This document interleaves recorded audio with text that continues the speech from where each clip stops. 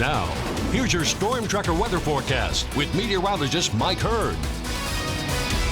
Well, the flu index across the country shows widespread flu from California down towards Texas and back into the Carolinas.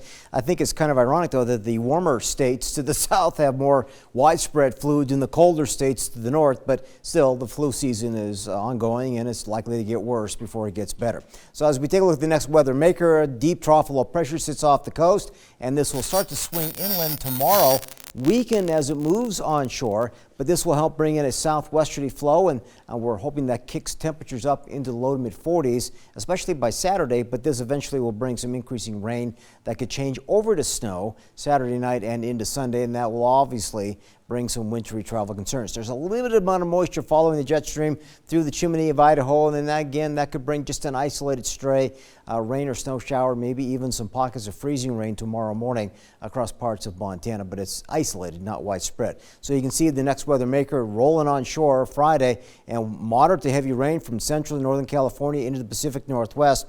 And by Saturday morning, it's trying to push a little bit of snow along that Montana-Idaho state line. But throughout the day, it falls apart for the most part, but it will bring some increasing snow at all levels by the time we get into Sunday morning. And again, mostly across Montana, Idaho, and Wyoming. So this will have a bigger impact on travel. Snowfall, again, it starts off pretty robust around southern British Columbia, starts to build over higher terrain across the western U.S., and then it all fills in across Idaho, Wyoming, and Montana by the time we get into Sunday. Still a little early on exact snowfall estimates. We'll continue to look at those model data.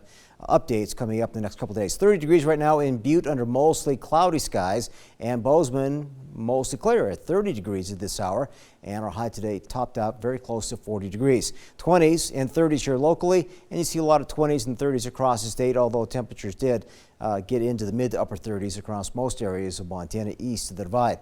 Teens and 20s here for tonight. The bigger concern with some stagnant air and a little bit of moisture. There could be some fog to form both west and east of the divide, but tomorrow that's not a concern in the afternoon. 30s, maybe a low 40 in the mix here under partly cloudy to cloudy skies for your Friday. As you move southward, I got teens and 20s here tonight, windier 30 around Livingston, and again Panchee Valley fog. Watch for that early in the morning. Tomorrow, lots of sunshine in the afternoon. We're shooting for the low 30s through the upper 30s and lower 40s in there, not as cold. So as you look at the extended forecast, 41 degrees, that's the bright spot for your Saturday, but a good shot of snow is coming with some travel headaches likely into Sunday, possibly extending into early Monday morning. Behind that front, we will see cooler highs and lows early next week, but the weather pattern does look mostly dry for most of next week. For Butte, your 7-day forecast, upper 30s tomorrow, but increasing snow and wind for Sunday, and again cooler but drier next week. And as you take a look at Dillon's forecast, trying to get you close to 40 degrees with increasing wind on Saturday, but snow showers, especially over nearby mountain ranges and passes.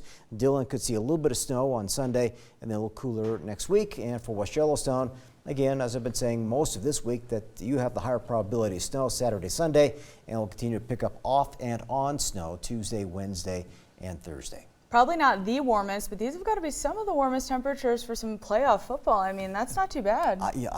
I'm on the same idea about that too. I think it's one of the warmest weather patterns we've had for it. Usually it's below zero and it's snowing. I know. It's crazy. That's awesome. Yeah. All right. On a related note, Nick Petriccioni's in with sports, and we're talking about Great Danes, but not the dogs. Well, the football team, playoff football team, they landed in Bozeman today. We're going to hear from them about how they're prepping for the Bobcats next.